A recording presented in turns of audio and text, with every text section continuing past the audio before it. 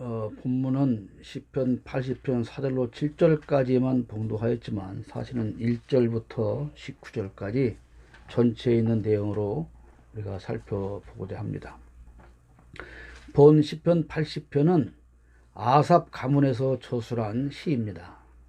생동감 있는 표현과 역사에 대한 섭리적 이해가 잘 드러나 있으며 표제에 보면 소사님 에듀시라고 이렇게 적혀 있습니다. 그 말은 증거의 백합화곡이다, 그런 뜻입니다. 본 시편은 슬픔이 가득한 고난의 현실 속에서 하나님의 긍휼을 노래한 시입니다. 시인은 하나님께서 속히 괴로운 처지에서 이스라엘을 구원해 주시기를 위해서 이전에 베푸셨던 크신 은총과 오늘 자신들이 당한 참담한 현실을 비교하며 설명하고 있습니다. 이 시편 80편 내용을 보면 하나님의 능력을 이스라엘에게 베풀기를 소망하는 것 1절로 3절입니다. 이스라엘의 슬픔을 거두어 가시기를 소망하는 것 4절로 7절까지입니다. 그리고 멸망당한 이스라엘을 회복시켜 주시기를 소망하는 8절로부터 19절 포도나무 비유가 기록되어 있습니다. 이 당시의 상황을 보면 마치 오늘 우리가 겪고 있는 한국 교회와 그 상황이 너무나도 많이 닮아 있다고 하는 것입니다. 그렇다면 그때 당시 이스라엘과 우리의 상황이 닮아 있어서 이 시인이 이렇게 하나님 앞에 간구를 한다면 우리도 역시 이제 우리의 회복을 위한 간구를 해야 할 때다, 이 말씀입니다. 하나님께서 은혜를 베푸시어 이전 모습으로 회복할 수 있다는 확신을 가지고 이제 우리 모두는 간절하게 하나님 앞에 기도하지 않으면 안 됩니다. 하나님은 우리의 목자이십니다. 1절 말씀을 보면 이스라엘의 목자이신 주님, 요셉을 양떼처럼 인도하시는 주님, 귀를 기울여 주십시오. 그룹 위에 앉으신 주님, 빛으로 나타나 주십시오. 목자이신 하나님은 우리를 양떼같이 인도해 주십니다. 시편 95편 7절 말씀에도 그는 우리의 하나님이시요 우리는 그가 기르시는 백성이며 그가 손수 이끄시는 양떼라고 기록하고 있습니다. 목자는 결코 자신의 양을 버리지 않습니다. 비록 우둔하고 어리석은 양이라서 우리가 늘 불순종하고 사망의 음침한 골짜기로 다니지만, 그러나 목자는 자신의 목숨을 걸고 양을 보호하고 구출해 줍니다. 그러나 불순종하는 양에게는 고통이 따를 수밖에 없습니다. 오늘 우리 한국 교회와 성도들에게 이렇게 큰 고통이 따르는 것은 우리가 목자이신 하나님 곁을 떠나서 내 마음대로 다녔기 때문입니다. 우리는 이제 불순종하며 살아온 삶을 회개해야 합니다. 그리고 주님의 은총을 얻고 회복되기를 위해서 간절히 기도해야 합니다. 2절 말씀을 봅니다. 에브라임과 베냐민과 므낫세 앞에서 주님의 능력을 떨쳐 주십시오. 우리를 도우러 와 주십시오. 에브라임과 베냐민과 므낫세를 언급했다고 하는 것은 북이스라엘을 지금 말하고 있는 것입니다. 목자이신 하나님은 우리를 샘물의 근원으로 인도하신다고 이사야 49장 10절에 말씀하고 있습니다. 그들은 배고프거나 목마르지 않으며 무더위나 햇볕도 그를 해치지 못할 것이니 이것은 긍휼히 여기시는 분께서 그들을 이끄시기 때문이며 샘이 솟는 곳으로 그들을 인도하시기 때문이다.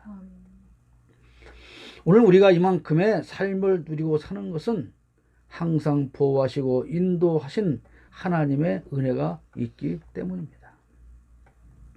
하나님은 항상 말씀하십니다. 너희가 애굽의 종 되었던 때를 돌아보아라.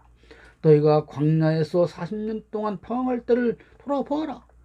그때 너희가 하나님의 은총을 어떻게 힘입어서 어떻게 지내왔는가를 기억하라. 그것을 기억하면서 결코 하나님을 외면하거나 거역하거나 떠나지 말라고 말씀을 하십니다.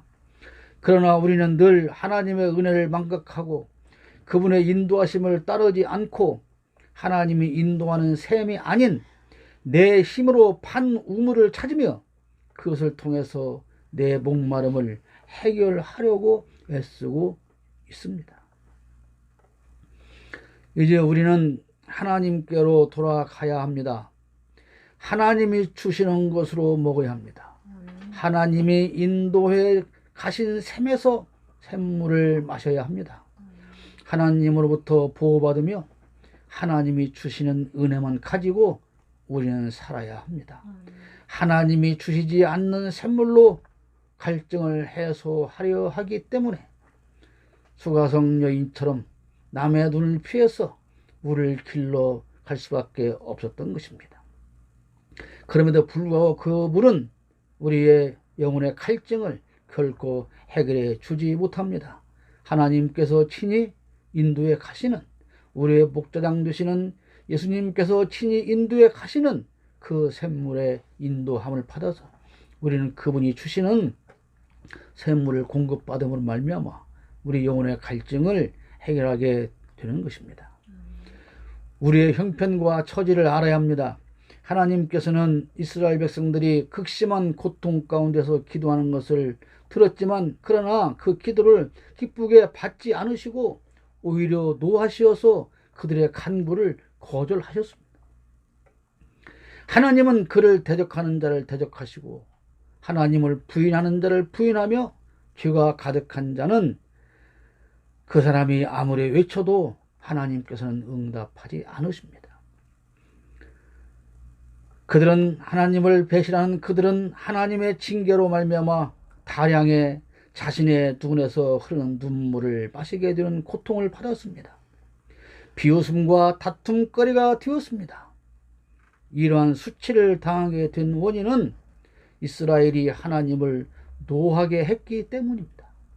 하나님께서 진노하신 것은 그들이 하나님 앞에서 불평과 원망의 삶을 살았기 때문입니다. 마치 오늘 우리 한국 교회가 겪는 모습과 크게 다르지 않습니다. 하나님은 우리의 기도를 외면하셨습니다. 4절 말씀을 보면 주 만군의 하나님, 얼마나 오랫동안 주님의 백성들이 올리는 기도를 노엽게 여기시렵니까? 잘못을 깨닫고 회개하지 않는 기도는, 회개가 선행되지 않는 기도는 오히려 하나님을 노엽게 해드릴 뿐입니다. 우리는 회개하며 회복을 위한 기도를 해야 하지만 그렇지 않고 그저 복을 달라는 기도만 열심히 무릎 꿇고 하고 있습니다. 아이들이 잘못을 깨닫지 못하고 부모에게 그저 때마다 용돈만 달라고 떼를 쓴다면 부모가 기쁘게 그들의 요구를 들어주지 않을 것입니다. 자녀는 부모의 마음을 헤아려야 합니다. 성도는 하나님의 심정을 헤아려야 합니다. 떼를 쓴다고, 나의 필요한 것만을 요구한다고 하나님이 들어주신 분은 아닙니다. 어떤 사람들은 그렇게 간증을 합니다. 자격 없는 내가 하도 떼를 쓰니 하나님께서 할 수 없이 나에게 이렇게 많은 복을 주시더라. 그 표현은 분명히 잘못되어진 것입니다. 그 말을 그대로 해석하면 자기가 하나님을 이겼다는 것과 같이 되는 것이죠. 하나님은 주지 않으려고 했는데 자기가 때릴 수 억지로 뺏어왔다고 하는 것이 되지요. 하나님은 그런 분이 아닙니다. 오늘 우리 한국 교회는 자신의 처지를 알지 못합니다. 그래서 하나님은 우리의 기도를 외면하시고 눈물의 빵을 먹이시고 눈물을 마시게 하셨습니다. 5절 말씀 보면은 주님께서 그들에게 눈물의 빵을 먹이시고 눈물을 물리도록 마시게 하셨다고 기록하고 있습니다. 하나님은 우리를 버려두시고 우리로 하여금 수치를 당하도록 내버려 두셨습니다. 그래서 어떻습니까? 6절 말씀을 보면 우리를 우리의 이웃에게 시비거리가 되게 하시니 원수들이 우리를 피웠습니다. 여러분, 오늘 우리의 이웃들이 예수 믿는 우리를 어떻게 여깁니까? 우리를 존경합니까? 우리를 비웃습니다. 조롱합니다. 손가락질을 하며 침을 뱉으며 비아냥거리며 우리를 조롱하는 저 비웃음 소리가 지금도 들려오고 있지 않습니까? 오늘 우리는 세상 사람들부터 웃음거리와 시비거리가 되었습니다. 아무도 우리의 말에 귀를 기울이지 않습니다. 그리고 그들은 우리를 조롱하고 비웃습니다. 우리의 눈물이 주야의 음식이 되었습니다. 시편 42편 3절 말씀을 보겠습니다. 사람들은 날이면 날마다 나를 보고 너희 하나님이 어디 있느냐고 비웃으니 밤낮으로 흘리는 눈물이 나의 음식이 되었구나. 이 시는 다윗을 지켜보던 고라 자손 중에 한 사람이 지은 시입니다. 때는 다윗이 압살롬의 반역을 피하여 요단강 건너편으로 피난을 갔을 때 이 시를 지었을 것이라고 추정을 합니다. 이 시를 지은 시인은 고라의 자손 중에 한 명입니다. 그런데 고라의 자손들은 대부분 광야에서 모세에게 반역한 죄로 땅이 입을 벌려서 산채로 그들을 삼켰다고 성경은 기록하고 있습니다. 그럼에도 불구하고 그 중에 몇 사람이 남아서 오늘 후손들이 이어지게 되었고 그들은 성전에서 찬양하는 일을 맡게 되었고 시를 짓게 되었습니다. 이 광야에서 반역한 죄로 말미암아 징계를 받은 그리고 살아났지만 살아난 그들은 백성들의 떠돌림을 받는 삶이 계속 되었습니다. 저들은 조상들이 선조들이 하나님을 배신하다가 땅이 갈라서 조상들을 삼켰어. 저 사람들은 그 손들이야. 이렇게 따돌림을 당하고 손가락질을 받았습니다. 그런데 다윗은 왕이 되고 나서 이 소외되었던 고라 자손들을 옆에 두고 그들을 등용하여 중직을 맡겼습니다. 그러한 의리로 인해서 고라 자손은 다윗이 피난길에 올랐을 때 도망가지 않고 다른 사람들처럼 비난하거나 손가락질 하지 않고 그 다윗이 겪는 고난의 길에 통행하였고 그 다윗과 함께 수치를 당했다고 하는 것입니다. 다윗 왕이 당하는 그 수치스러움을 보았습니다. 이 시편 40편 3절은 그래서 다윗을 따라 함께 피난길을 떠났던 이 시인과 또 다른 왕과 동행하는 사람들을 향해서 사람들이 무수하게 돌을 던지며 피웠던 그 내용을 기록하고 있는 것입니다. 여러분, 죄를 짓고 피난길에 올리게 된 것은 다윗 한 사람입니다. 그런데 그 사람과 함께 있다는 이유로 수많은 사람들이 함께 수치를 당하고 손가락질을 당했습니다. 그러나 이들은 변명하지 않습니다. 우리는 죄를 짓지 않았어요. 죄는 다윗이 지었어요. 우리는 다윗과 달라요. 이렇게 변명하지 않았습니다. 그런데 오늘 많은 한국 교회는 그렇게 말합니다. 우리는 전광훈과 다릅니다. 우리는 그렇지 않습니다. 우리는 깨끗한, 우리는 정통 기독교입니다. 그렇지 않습니다. 그렇게 항변하는 사람들이 많이 있습니다. 여러분, 한국 교회 모두가 다 다윗의 심정이 되어서 이 다윗을 따라갔다가 시를 지었던 이 아삽과 같은 이 고라 자손과 같은 심정으로 우리는 회개하고 엎드려야 합니다. 오늘 많은 사람들을 향하여 조롱합니다. 하나님 어디 있어? 서양 귀신 예수를 왜 믿어? 왜 이스라엘 역사를 갖다가 너희들이 그러는데 너희가 우리와 다른 것이 뭐야? 하며 한없이 우리를 조롱합니다. 다윗이 이렇게 조롱거리가 되었던 것은 우리아의 아내 밧세바를 강탈하고 그 우리아를 전쟁에서 죽도록 내본 죄 때문이었습니다. 우리가 세상 사람들로부터 조롱을 당하는 것도 우리가 하나님을 떠나 범죄하고 하나님으로부터 외면을 당했기 때문입니다. 그래서 이제 우리는 하나님 앞에 엎드려 회개해야만 하는 것입니다. 그것이 우리 한국 교회와 성도가 사는 길이며 은혜를 회복하는 길입니다. 하나님이 주신 환난은 하나님만이 해결해 주십니다. 그래서 우리는 간구해야 하는 것입니다. 하나님은 포도나무를 심으셨다고 8절에 말씀하고 있습니다. 주님께서는 이집트에서 포도나무 한 그루를 뽑아 오셔서 문 나라를 물어내시고 그것을 심으셨습니다. 이집트에서 가져다가 포도를 새로운 땅에 심으셨다. 본래 지리적인 여건으로 인해서 이집트에서는 실제로 가나안만큼 포도 수확이 되지 않는다고 합니다. 이것을 비유한 시이지만 이집트에서 이스라엘을 옮겨 가나안에 심은 이유는 왜 그랬을까요? 하나님의 백성들이 풍요롭게 하나님의 나라에서 하나님의 자녀로 살게 하시기 위함이었습니다. 그리고 무성하게 잘 자라고 많은 열매를 맺도록 복을 내려주셨습니다. 그런데 이제 하나님께서 그 울타리를 부수고 길을 지나가는 사람마다 그 열매를 먹게 하신다는 겁니다. 12절을 보십시오. 그런데 어찌하여 주님께서는 그 울타리를 부수시고 길을 지나가는 사람마다 그 열매를 따먹게 하십니까?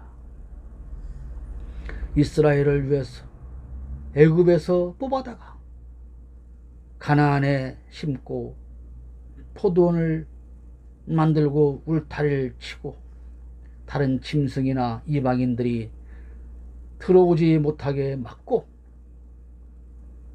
풍성한 수확을 주었습니다.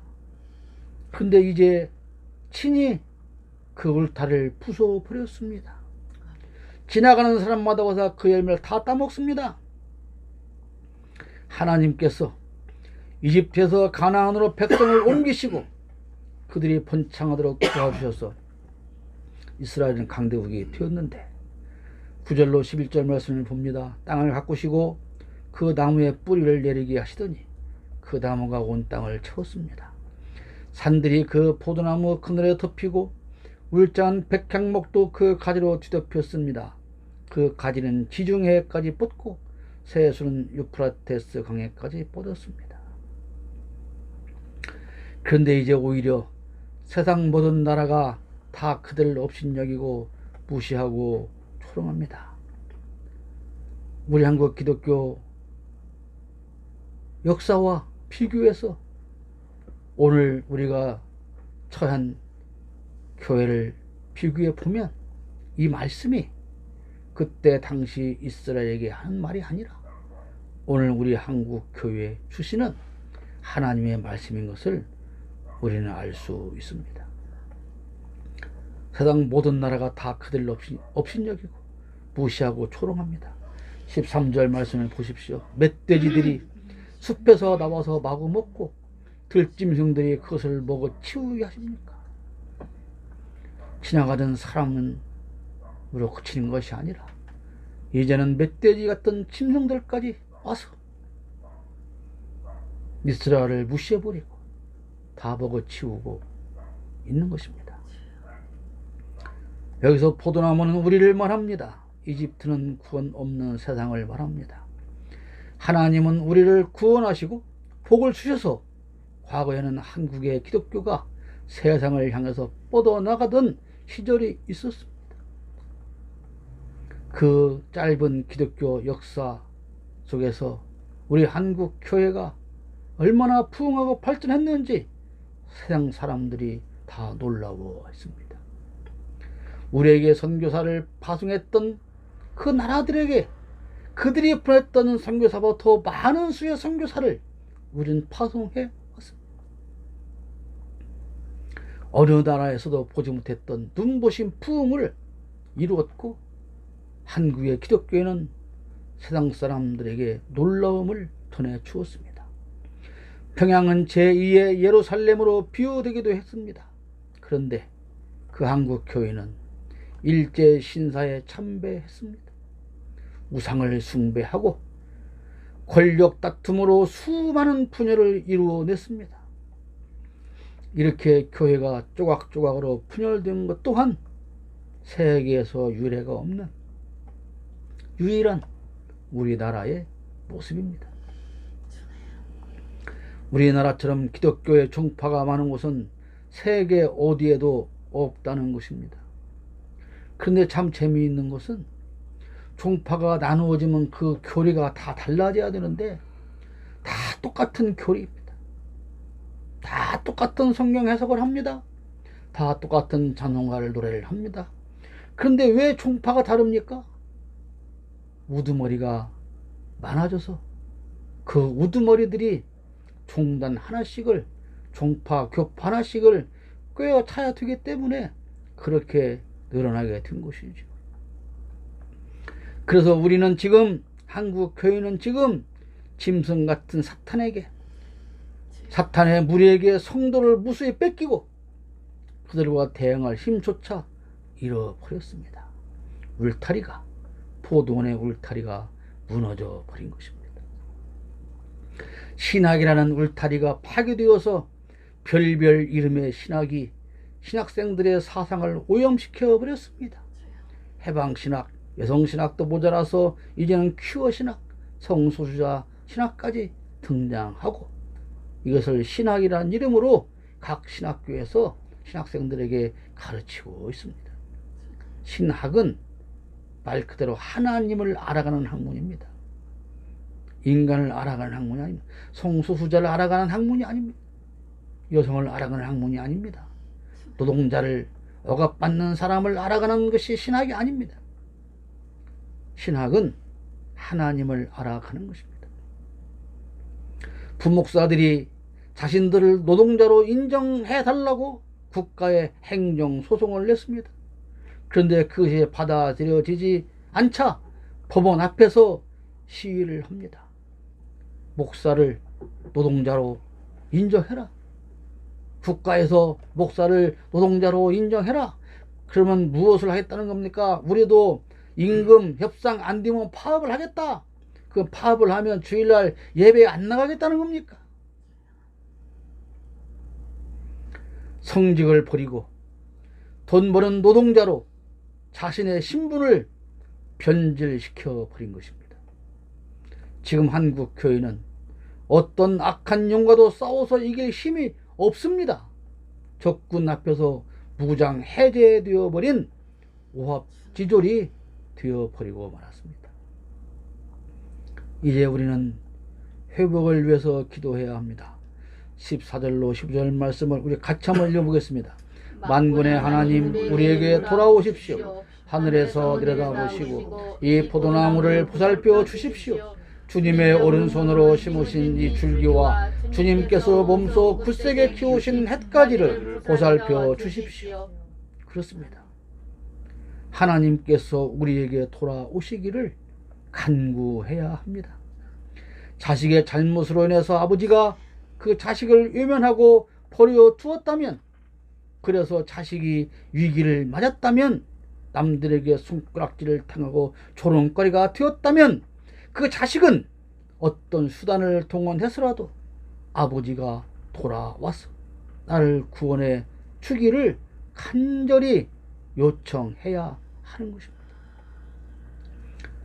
우리는 지금 위기의식을 가지고 하나님께서 나에게로, 우리 한국 교회로 돌아오시기를 간구해야 합니다. 예수 없는 예배당, 예수와 상관없이 모여 앉아서 예수를 찾는 예배당, 교회, 하나님과 아무런 상관이 없는 사람들이 모여서 예배를 한다고 하는 이 의식을 통해서 과연 무엇을 만들어낼 수가 있냐고 하는 것입니다. 하나님께서 우리를 보살펴 주시기를 기도해야 합니다. 본 시편의 시인은 하나님께서 담을 헐어버리심으로 말미암아 죽음 직전에 있는 포도나무를 보살펴 달라고 하나님께 간구합니다. 지금 옮겨 심은 포도나무가, 그렇게 풍성한 열매를 맺던 그 포도나무가 다 말라 죽기 직전에 있습니다. 병에 걸린 사람이 있다면 그에게 가장 시급한 일은 의사를 찾아가서 치료를 받는 일일 것입니다. 시인이 하나님께 간구한 것은 하나님이 보살펴 주신다면 포도나무는 곧 회복될 것이라고 하는 믿음이 있기 때문입니다.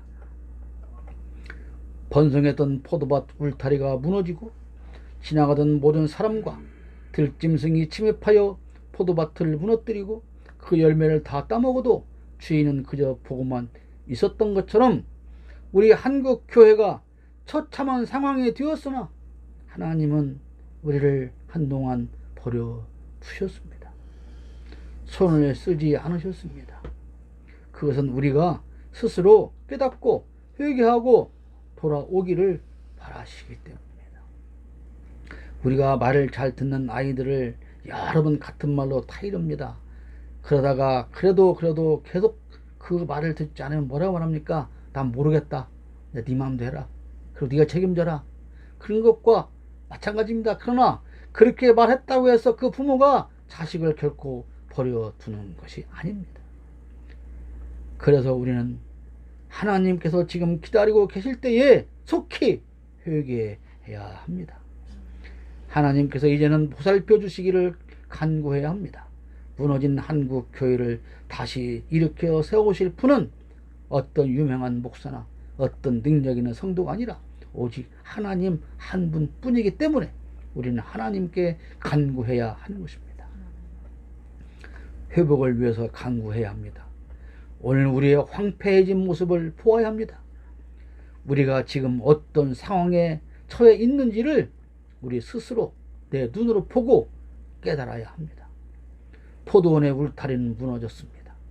사탄은 우는 사자처럼 포효하며 우리를 잡아먹겠다고 지금 달려오고 있습니다. 이것을 알아야 합니다. 그런데 지금 우리는 무엇을 하고 있습니까? 우리 한국 교회의 관심은 어디에 있습니까? 우리 한국 교회는 지금 무슨 기도를 하고 있습니까? 목사들이 몰래 숨어서 자신의 양을 현혹하여 어떻게든 광화문 집회에 내보내는 일로 골몰할 때가 아닙니다. 거대해진 교회를 자식에게 물려주는 일로 세상을 시끄럽게 할 때가 아니란 말입니다. 성도들의 헌금으로 부동산 투기에 매진할 때가 아닙니다. 지금 우리의 회복을 위해서 기도할 때입니다. 이것을 절대로 잊으면 안 됩니다. 19절을 같이 읽고 마치도록 하겠습니다. 만군의 하나님, 우리를 회복시켜 주십시오. 우리가 구원을 받도록 주님의 빛나는 얼굴을 나타내어 주십시오. 아멘.